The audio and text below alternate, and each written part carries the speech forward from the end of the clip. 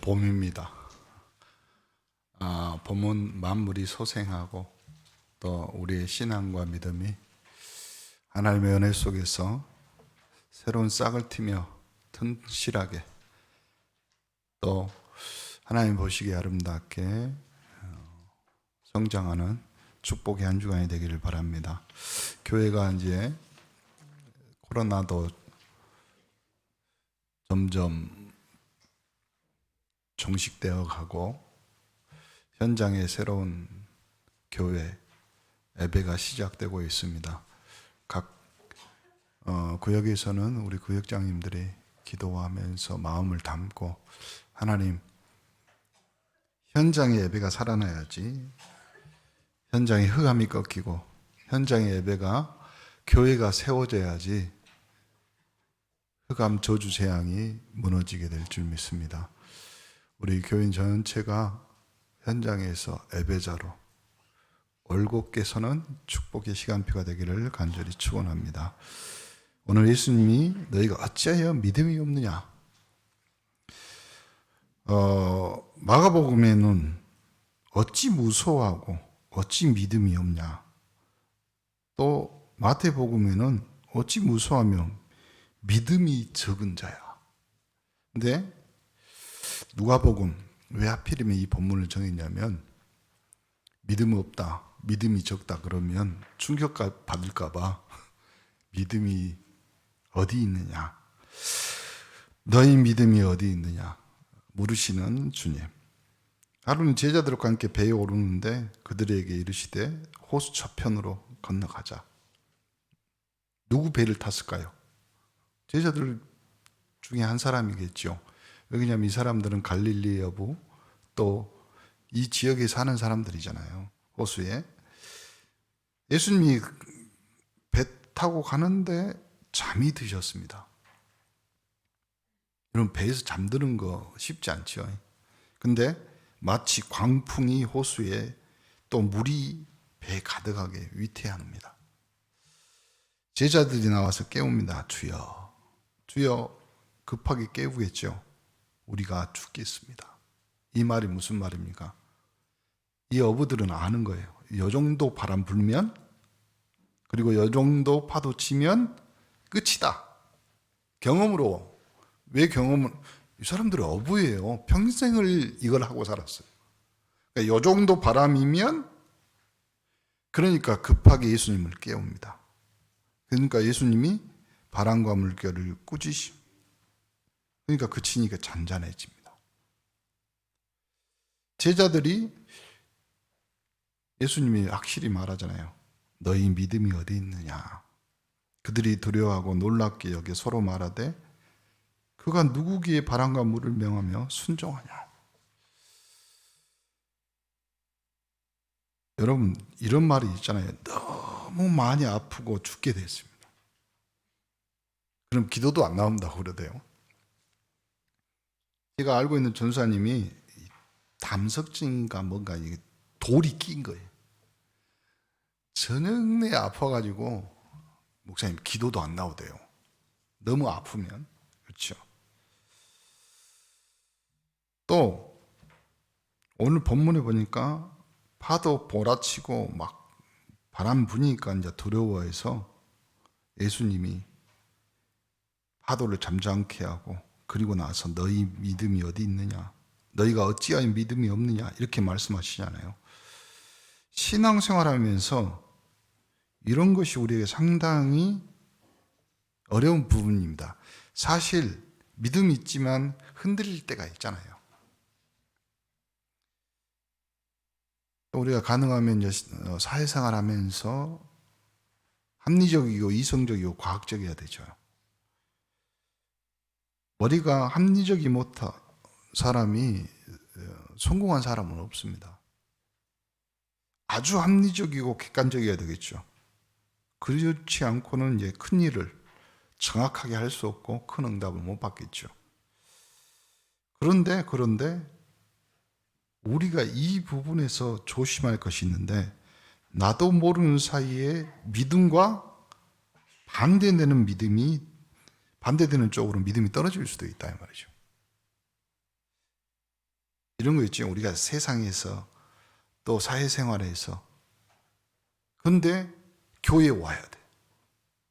우리는 일주일간 세상화 됐다가 교회에 와서 신앙화, 믿음화, 복음화, 교회에 와야 한다니까 상당히 어려운 부분이 있죠.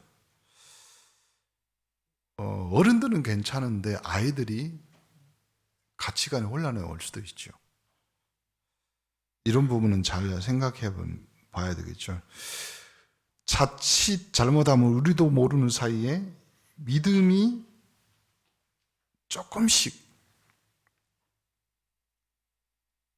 그러니까 우리도 모르는 사이에 하나님이 하실 수 있는 일을 보지 못하게 된다 이 말이죠. 모든 판단은 합리적이고 객관적이고 사실적이어야 되지만 우리는 항상 하나님 앞에 설 수 있는 믿음이 있어야 해요. 합리적이고 과학적이고 이성적이지만 하나님 앞에 설 수 있는 믿음. 사실 믿음이 없다는 것은 심각한 결과를 가져오잖아요. 신앙생활하는데 한 사람이 굉장한 믿음을 가지고 있습니다. 그러면 주위에 영향을 주죠. 우리가 또 우리 부모님들은 아이들을 두고 기도할 때 이렇게 기도해야 됩니다. 이 아이가 가는 길에 정말 믿음 똑바로 가진 영향력 있는 올바른 사람을 만나게 해달라고. 저 부모의 믿음과 영향력이 있지만 왜 그러냐면 만남이 또 다르거든요. 오늘 예수님이 어찌하여 너희가 믿음이 없느냐, 너희 믿음이 어디 있느냐, 굉장히 중요한 말입니다. 예수님 배 타고 계십니다. 근데 배 타고 계시는데 예수님과 함께 있던 제자들의 불신앙. 우리가 신앙생활하면서 교회라는 커다란 방주 안에 있는데 우리가 할 수 있는 불신앙은 다 할 수 있어요. 그러니까 오늘 예수님 물어보잖아요. 너희 믿음이 어디 있느냐? 예수님이 누구신데? 예수님은 이 땅에 하나님이 그리스도로 보내셨잖아요. 그래서 여러분이 성경 읽을 때마다 굉장히 깨달아야 될 것이 어떤 부분이냐면 예수님이 도대체 누구시냐? 여기에 대한 질문입니다. 그 질문을 두고 여러분의 인생을, 여러분의 신앙을, 또 여러분이 말씀을 대해야 해요. 그리스도를 모시고 있었는데 자꾸 염려가 왔잖아요. 근데 이해가 됩니다. 왜 이해가 되냐면 지금 보세요.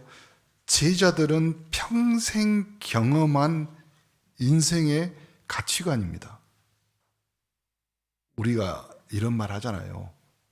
저번에 내가 그런 일로 우리 목포말하게 연금을 받다. 정말 끔찍하더라. 뭐 이런 생각. 그러니까 그것은 이 예수님과 함께 탔던 제자들은 다 경험해 본 사실이에요. 그런데 그 경험과 반대로 예수님은 주무시고 계셔요. 여러분이 예수님을 주무시게 하셨습니까? 아니면 예수님 배에 타고 설명 없습니다. 예수님 잠이 드셨어요. 파도, 바람, 몰아칠 걸 알까요? 모를까요? 상관없잖아요. 누군데요? 창조주 하나님. 그러니까 제자들은 죽게 되었지만 그 죽는 상황에서 예수님은 잠이 드신 거예요. 그러면 똑바로 우리가 생각해야 봐야 될 것 중에 하나가 뭐냐면 이 배의 선장은 누구냐 이 말이에요. 우리 온너스의 교회 방주의 선장은 누구시냐. 내 인생의 주인은 누구냐. 내가 그리스도와 함께 십자가에 못 박혔나니 그런즉 이제는 내가 산 것이 아니요 염려, 걱정, 근심 살아있다는 증거잖아요. 오늘 23절에 보니까 예수님이 배에 계신데 그대로, 그리고 다른 성경에 보면 다른 배들도 그 큰 풍랑의 강풍에 물결을 부딪혀 물이 배 안으로 들어올 정도가 됐잖아요. 그러니까 예수님은 고물에서 위에서 이제 베개 베시고 주무시고 계십니다. 선생님, 우리가 죽게 됐다 이 말이에요. 주님.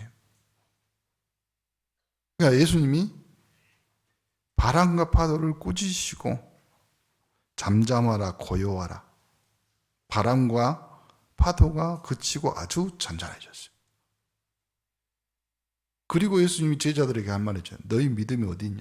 믿음이 적은 자들아, 어찌하여 너희가 믿음이 없냐? 그 말 안에는 이런 것도 있는 것 같아. 자고 있는데 왜 깨우냐 이 말이야. 그런 것도 있을 수도 있어요. 근데 근본 그 안에는 어떤 내용이 들었냐면, 내가 이 배를 타고 있는데, 너희와 함께 같이 배를 타고 있는데 왜 근심하고 걱정하고 염려하냐 이 말이에요. 아주 성경에는 기가 막히게 뭐라고 써놨냐면, 이 사람들이, 제자들이요, 어떻게 바람과 파도도 예수님이 명령하니까 순종하냐. 기이히 여기더라. 이 사람들은 예수 그리스도에 대해서 정확히 몰랐고, 또 하나 자기 인생에서 한 번도 경험해 보지 못하는 경험치란 말이에요. 신앙은 우리가 기대, 우리가 알고 있는 경험, 우리가 생각하는 이상의 것입니다. 여러분에게 주신 믿음은 바람과 파도도 잠잠하는 하나님의 은혜의 축복인 줄 믿습니다. 예수님께서는 건물에서 베개 베이고 주무십니다.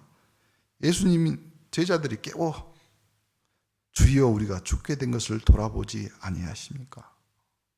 여러분, 죽는 것은 인간에게 있는 일입니다. 사람에게 있는 일입니다.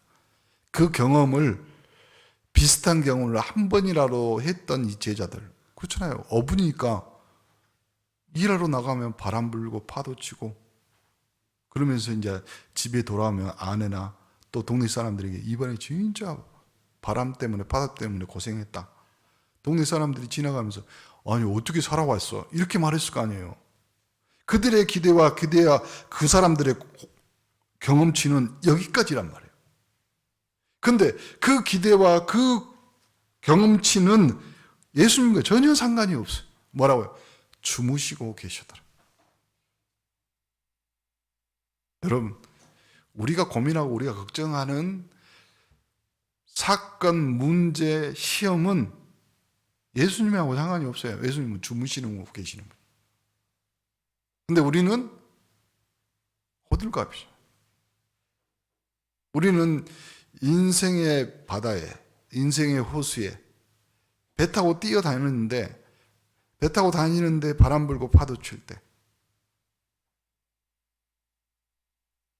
예수님은 주무시고 계신. 오늘 여러분이 붙잡은 중요한 답이 나왔습니다. 바람도 잠잠케 하고 바다도 잠잠케 하는 이분, 하나님의 아들이시요 하나님이시란 말입니다. 그분이 사람의 몸을 입고 이 땅에 오셨다. 그러므로 우리가 모두 다 불신앙할 필요는 전혀 없는 겁니다. 근데 우리에게 불신앙이 들어오는 이유는 뭐예요? 각인 뿌리 체질이 되어 있는 거예요. 왜 그러냐면 우리는 눈에 보이는 것이 다라고 생각했어요. 눈에 봐야지 사실이라고 믿었습니다. 오늘부터 여러분의 믿음은 사실화, 객관화, 합리화를 시킬 때요, 영적인 눈으로 하셔야 돼요. 우리는 눈에 보이는 걸로만 사실화 시킵니다. 그래야 합리적이라고 생각합니다. 이제는요, 그 정도 수준을 넘어서야 됩니다. 신앙생활 하면서요, 교회 오늘 또 우리 공동회 하잖아요. 근데 큰 교회는 크게 모자라고요. 작은 교회는 작게 모자랍니다. 그렇죠? 근데 저번에 다른 교회 회계 집사님이 그런 말을 하더라고요. 어찌 그 몇십 년 동안 어떻게 회계 집사를 잘 하시냐고 그랬더니, 부족한 거 없냐 목사님, 이럴 때는 이렇게 부족하고요, 저럴 때는 저렇게 부족했는데요, 지나고 이렇게 보니까 그 부족에 또 부족했고 모자랐던 것이 하나님이 채우시고 모자란 것이었습니다. 내가 그 말 듣고, 야, 그 말이 맞겠다. 우리는 우리 신앙생활과 인생을 항상 믿음이 없다고 이야기합니다. 그리고 누가 뭐라 하든지 뭐 이렇게 메시지를 듣고 뭐 하든지 항상 뭐라고 생각하냐면 저 장로님처럼 저 권사님처럼 나도 믿음이 있었으면 좋겠다. 여러분, 누가 그런 훌륭한 생각을 여러분 마음에, 여러분 생각에 집어넣겠어요? 여러분에게 훌륭하고 여러분에게 고급진 믿음을 하나님은 원하신 건 아닙니다. 하나님은 예수가 그리스도시고 모든 문제의 해결자라는 그 답을 믿으라는 것이 하나님입니다. 그걸 우리에게 믿음으로 주셨는데 우리는 우리가 믿음을 완벽하게 깨끗하게 확실하게 하려고 하는 거죠. 그 정도가 아닙니다. 우리는 이미 하나님의 사랑을 받은 자예요. 사랑을 입은 자예요. 사랑을 입은 자가, 사랑을 경험한 자가 그 사랑을 가지고 세상을 대할 수 있는 겁니다. 오늘 또 하나님이 예수 그리스도를 통해서 여러분에게 그 사랑, 그 은혜가 넘치기를 간절히 축원합니다.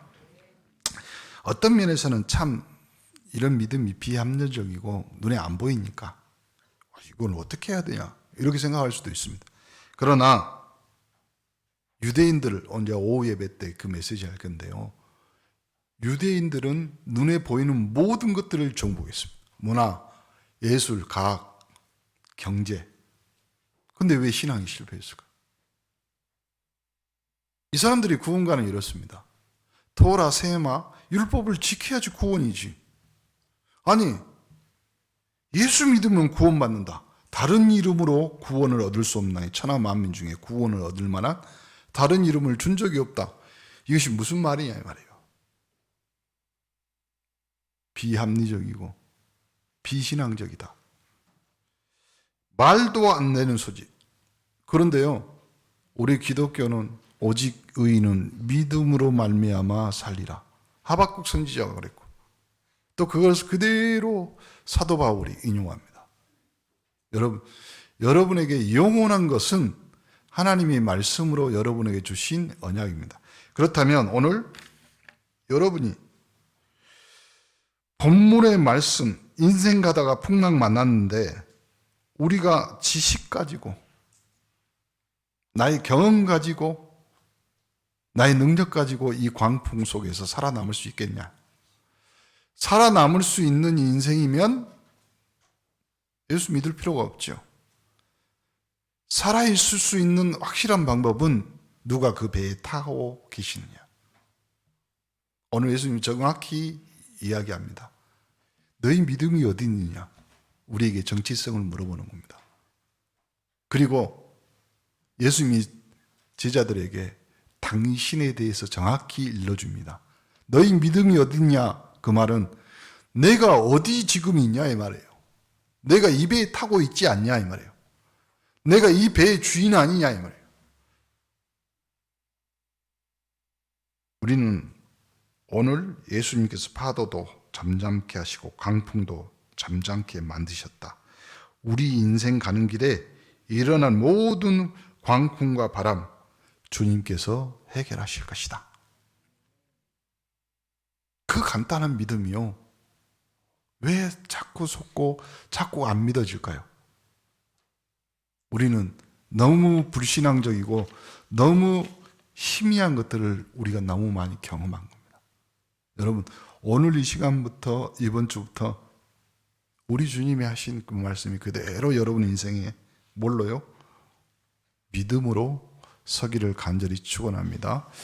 예수 그리스도를 통한 하나님께서는 우리를 구원하셨는데 하나님의 능력은 창조주 하나님이십니다. 그 하나님께서 생명의 빛을 비춘 분이시기 때문에 못하실 일이 전혀 없습니다. 여러분, 우리 교회에 돈 많고 능력 있고 실력 있는 사람만 다 모였다고 생각해 보세요. 물론 그럴 수도 있습니다. 근데 믿음이 없고 영안이 없어. 그렇게 되면요, 이 사람들이 경험한 것은 전부 다 눈에 보이고 선명해야지만 인생을 살아갔던 그분들. 근데 우리에게는 우리의 감각 너머에 있는 하나님이 주신 영적인 감각, 그 있잖아요, 영안이. 하나님은 아브라함을 보고 너는 본토 친척 아비집을 떠나. 그리고 아브라함이 가는데 이 말을 또 잘못 알아들었어. 너로 말미암아 새 민족 이루고 큰 민족 이루고 큰 일 이루겠다. 못 알아들어. 그러니까 조카도 데리고 왔지. 그러다가 세월이 지나서 그것이 화근이 됐지, 불신앙이 됐지. 내가 네에게 아들 주겠다. 또 이걸 또 잘못 알아들어. 그래가지고 하갈이라는 여자를 얻어. 그래가지고 이스마엘이라는 자식을 낳았어요. 이것이 지금도 존재를 해요. 그 후대들이. 그러니까 아브라함은 근본적으로 하나님을 안 믿는다. 그러면 우리는요? 그보다 다 하지. 예수님과 함께 있는 제자들도 그 전에 예수님이 수많은 기적과 제자들에게 보여줬는데도 안 믿어졌어. 우리는 신앙생활하면서 머리가 너무 비사실적이고 또 비과학적이서는 안 되잖아요. 그러나 우리 지식이, 우리 이성이 너무 비합리적이고 비이성적이고 그렇게 돼서는 안 되지만 그걸 가지고 하나님 앞에 설 수 있냐 이 말이죠. 내가 생각해봐도 이거는 비합리적이고 비과학적인데 하나님은 오늘 나에게 요구하신, 주일날 강단 메시지를 들었는데 목사님 그거는, 그런데 그거 가지고 하나님의 말씀이니까 하나님 앞에 설 수 있냐요. 문제, 위기, 지금 바람, 파도. 근데 제자들은 예수님 왜 주무시어요? 왜 자고 계시냐고 깨웁니다. 깨우는 제자들의 믿음도 있습니다. 근데 예수님은 하나님이시기 때문에 그거하고 전혀 상관이 없대요. 그렇다면 우리는 한 번 더 제자들의 믿음보다 예수님이 창조주 하나님이시라는 것을 믿으셔. 그러므로 여러분이 사건, 문제, 시험, 바람, 파도, 강풍이 칠 때 예수님이 주무셨던 것처럼 여러분과 상관없는 인생이 되셔야. 그 믿음이 나에게 뭘로요? 예수는 그리스도 모든 문제 해결자라는 답이 내려진 인생이 되면 정확해집니다. 그러므로 인생과 믿음은 간단해질 수 있어요. 간략해질 수 있어요.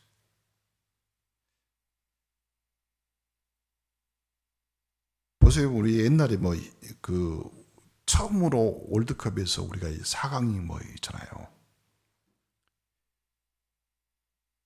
우리나라 주민등록증을 주작해가지고 희동구라고 그랬잖아요. 히딩크 감독을. 근데 차범근 감독이 그 전에 감독했고 그랬는데 뭐 하기 전에 잘라본 거예요. 아시안게임인가 뭔가. 감독이 한국으로 오기도 전에. 그러니까 그 안에 조직들이, 내용들이 많죠. 그래서 국가대표로 히딩크 감독이 왔는데 다행스럽게 사람들이 여론 잘할 수 있겠냐 하고냐 별소리를 다 했나 봐요. 근데 이 희동구 씨는 한국말을 못해. 그러니까 그 여론이나 내용을 전혀 못 알아들어. 그리고 이 히딩크 감독이 우리나라 선수에게 뭘 가르쳤냐면 너희들 안에 있는 선수들의 힘을 키워준 거예요. 한국 선수들 얼마든지 할 수 있다. 할 수 있다. 할 수 있다고 말합니다. 그러면서 거기에 힘을 키워주니까 그 힘 가지고. 그래서 히딩크 감독이 시합 끝나자마자 선수들한테 요구한 것이 뭐냐면 무조건 쉬어라. 왜 그러냐면 다음 경기에 뛸 수 있는 힘을 얼마나 비축하고 회복할 수 있냐. 주일 강단에 와서 여러분이 주일날 예배 드리면서요, 한 주간의 모든 영적 에너지를 소모하고 왔단 말이에요. 왜 그러냐면 영적 전쟁이니까. 여러분이 써야 될 무기, 탄환 다 소비하금 주일날 와서 여기서 여러분이 얼마나 회복하고 얼마나 힘을 얻어서 분명합니다. 뭐가요? 우리나라는, 우리 민족은 하나님이 특별히 이상하게 내구력, 지구력, 그리고 신기한 걸 집어넣은 것 같아요. 그래가지고 조금만 지나면 새 것이 돼. 그래서 사람들이 저 한국 사람 도대체 그러면 먹는 음식을 한번 조사해보자. 그래서 조사해봤더니 고춧가루가 안 들어간 음식이 없어. 그래가지고 그 학자들이나 그 사람들이 그러면 이 고춧가루가 다른 나라 고춧가루하고 좀 다른가 보다. 그래가지고 자기들이 먹어보면서 했던 말이 이 말이에요. 뭐요? 덴저, 위험하다. 저 한국 사람들은 고추장에다 고추를 찍어 먹는 민족이다. 우리 기독교인들은 실패가 뭔지 아세요? 그리스도를 잘 몰라요. 여러분 안에 계시는 힘의 근원을 잘 몰라. 능력을 몰라. 예수님은 주무시고 계시는데 그 제자들은 예수님에 대해서 잘 모르는 거예요. 그래서 마지막 절에 뭐라면 그걸 기이 여기고 놀랍게 여기는 거예요. 우리는 응답받고도요, 그걸 계속 간증하고 막 이야기하는 것 중에 하나가 뭐냐면 그리스도를 잘 몰라서 그래요. 여러분이 앞으로 응답받고 하나님의 말씀 성취되는 것은 당연한 겁니다. 당연한 거. 그 당연함이 여러분의 간증거리가 되면 안 돼요. 여러분의 간증은 딱 하나예요. 내가 예수 믿어서 내 영혼이 그리스도를 통해서 구원받아 하나님 자녀, 하나님 나라의 권속, 족속이 됐고 시민이 됐다. 나도 구원받았으니 너도 구원받아야 되지 않냐. 이것이 우리의 인생의 간증입니다. 여러분의 생명의 간증입니다. 예수님이 광풍과 풍랑을 잠잠케 하시고 어찌하여 믿음이 어디 있느냐? 이렇게 질문합니다.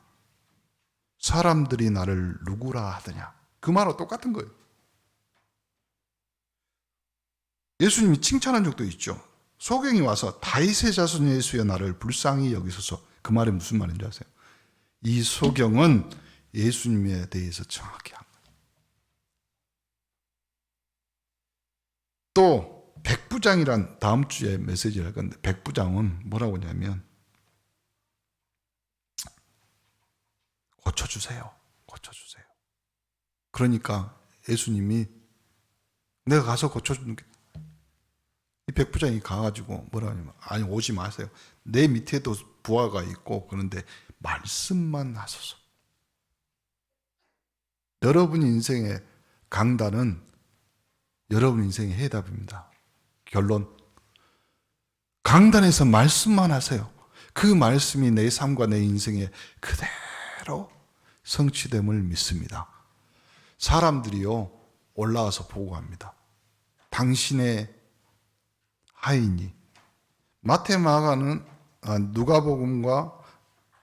누가복음에는 하인이라고 그랬고 요한복음에는 신하의 아들이라고 말합니다. 그때가 언제냐? 예수님이 말씀으로 네 아이가 네 종이 살아났다. 그 말씀 그대로 여러분에게 인생의 답이 되시기를 간절히 축원합니다. 그 시로 하인이 아들이 나왔다. 문둥병자가 예수님 만납니다. 주님께서 원하시면 나를 깨끗게 하실 수 있습니다. 무슨 말이에요? 모든 것이 하나님의 뜻입니다. 절대 주권을 믿습니다. 여러분의 가정 가문에 이 언약과 축복이 있기를 간절히 축원합니다. 결론 불신앙 뽑아버리세요. 광풍 파도 여러분 그거하고 전혀 상관없는 인생이 되시기를 간절히 축원합니다. 상관없어야 돼요. 여러분 강풍, 파도, 바람, 시험, 물결 그거는요 내가 살아있다는 증거입니다. 눈에 보이는데 어떻게 해요? 목사님 여러분 주무시고 계시는 예수님 깨우시면 됩니다. 또 내 인생과 내 삶의 주인이 누구신가? 그렇죠? 내 인생 성장은 누구신가? 주무시고 계시는 예수님. 예수님은 그거하고 전혀 상관이 없어요. 우리 인생도 마찬가지. 전혀 상관없는 인생 속의 주님은 우리를 그 배에 같이 함께 타고 계십니다. 예수는 그리스도. 그 말하면 따라서 하란 말입니다. 예수는 그리스도. 모든 문제의 해결자. 어느 순간 이 말이 우리 고백에 사라졌어요. 다시 우리의 신앙과 우리의 믿음이 고급져지면 안 돼요. 우리는 온색적이고 정확한 복음이 있어요. 그래야 답입니다. 여러분, 고급 미사억으로 귀신에게 명한 즉 전혀 소용없습니다. 누구를 대신해서 안 됩니다. 천하 만민 중에 구원을 얻을 만한 다른 믿음이 없습니다. 이번 주부터 여러분 목사님 만나면 이제는 인사를 이렇게, 목사님 예수는 그리스도. 그럼 여러분은 모든 문제 해결자. 이게 답입니다. 기도하겠습니다. 하나님 감사합니다. 믿음을 회복시켜 주옵소서. 우리 주위에 사실상 믿음, 이 신앙이 떨어진 일들이 너무나 많습니다. 우리 자신에게 또 우리 삶 속에 속지 않게 그리스도와 함께 있는 이 놀라운 비밀을 누리게 하옵소서. 예수 그리스도 이름으로 기도합니다. 아멘.